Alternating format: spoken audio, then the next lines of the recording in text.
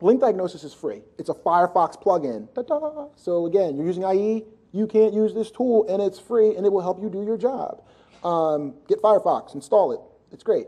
What it will do is then you can sort these results by like how many of the terms that we're looking after are linked to from low page rank sites. That will show you some opportunities. If you see that somebody you're going up against has 10, 20, 30 plus page rank 7 or higher links, there's a pretty good chance that if you don't have that same kind of profile, you're going to have a pretty hard time competing with them. So then you need to know to not go after the big terms and maybe target some mid-tail, longer tail terms until you can start to build up the ability to go after these people, possibly in a couple of years. It sometimes takes that much time. I worked on a site that targeted the word contemporary art once.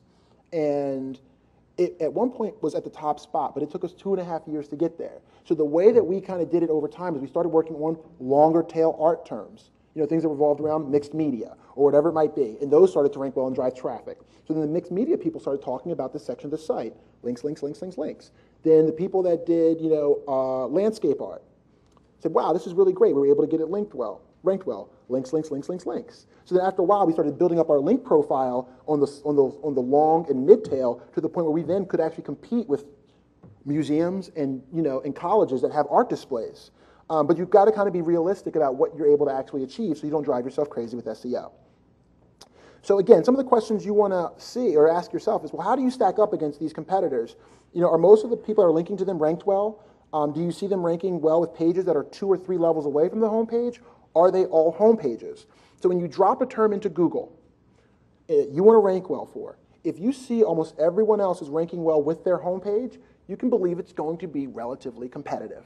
On your homepage, let's do the audience participation segment. How many homepages can a website have? Thank you. Wow, people are asleep.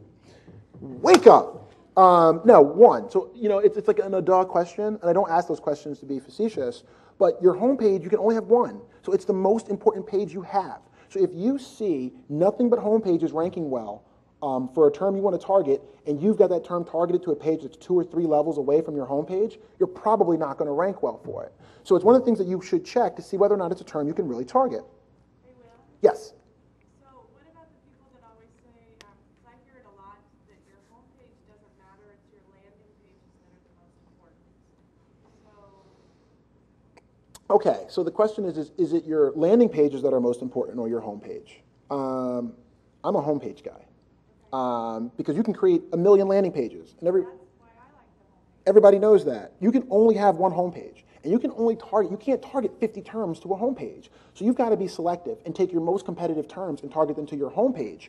And then the other pages, so this is why you've got to go through this process of seeing how competitive the different terms are ranking well and how they're doing it so that you know how to architect out your site so that your most competitive terms are on the homepage and the pages directly linked from the homepage. And the ones that are a little bit less competitive, they can go further and further down because they're long tail. So it's an important thing because if you target long tail words on your homepage and instead target short tail keywords on subpages, you're really messing up your SEO strategy because your homepage is the one that has the most power. Most people link directly to your homepage, not to your sub or deeper pages. So it's got the most inbound links. You can only have 1 of them, and you can't target every keyword under the sun under it. That's why I tend to try to work on homepages a little bit more. Another check is if you run a search and the majority of the sites ranking well are household names, you're going to have a hard time trying to beat those guys out. So if you see Wikipedia, Amazon, Best Buy, Circuit City, JR, you got to think to yourself, okay, well, what are the odds of me outranking Best Buy, Wikipedia, and Amazon for the keyword electronics? Pretty slim. So don't waste your time and start with something that's a much more niche, much more long tail, and then slowly build that up over time. And I got a couple of great tools that we will go through. So I first want to tell everybody, beware of the SEO myth. Every site ranks well for something, okay? So don't think that you're doing a good job because you've got the word green shoes on blue people ranked well at #1 spot in Google because nobody searches for it. Remember, this is a game that's about revenue, and it's traffic and revenue. It's not just rankings. Get your ego out of search. Don't use it as a bragging tool to sit around with your friends and go, 4, by the way, yeah, I typed this in on Google. We're #1. Because that doesn't mean anything. Is it driving traffic? Is it driving sales? But so many of us tend to attach our egos to how high we got something to rank. Next time somebody tells you how high they're ranked on Google, ask them this question and watch them go, I don't know. What did that actually do for your business? At the end of the day, very few businesses stay in business because they got a high Google rank. That Google rank needs to lead to something that people are usually buying to make it ultimately do something for you. Yet no one talks about that. Everybody talks about where they rank. So do not fall for the SEO ego thing, because it'll kill you. Usually what that leads to, it leads to you targeting long tail terms to boost your ego and make you feel good about yourself that nobody's typing in. So it's not going to help you really grow your business. And I hope that doesn't sound too harsh, but it's true. I have seen people target the most long tail terms to prove to themselves they're good. I'm great at SEO. You know, if you type in, you know, Great Valley, Pennsylvania SEO company, we're the top one. And you're like, population's 10 people. Like, what do you think you're going to do with that? Nothing. So you're better off being ranked number 20 for the word Philadelphia or your metro or whatever than to be ranked number 1 to be able to go into somebody's office and brag that you got a high ranking. It's a shame, but people do it all the time. So since Linkdiagnosis is taking a little bit of time, because I picked, of course, a ridiculously competitive high link to domain, my bad, I've got the screen cap. So when you run Linkdiagnosis, if you have Firefox, these are the kind of things that it will show you.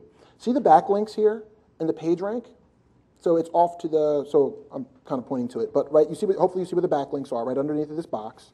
And it shows you the URLs. Look how many of these are household names. So if I'm trying to compete with Aaron Wall and rank well in SEO terms, I'm thinking, do I have links from Copyblogger and Search Engine Journal and Search Engine Land and, you know, Matt Cutz's website and Compete.com? No. So if I'm trying to compete with Aaron Wall, I'm probably going to fail, no matter how hard I try, right? Thank God there's no cloning, or I'd be out of a job because everybody would work with this guy.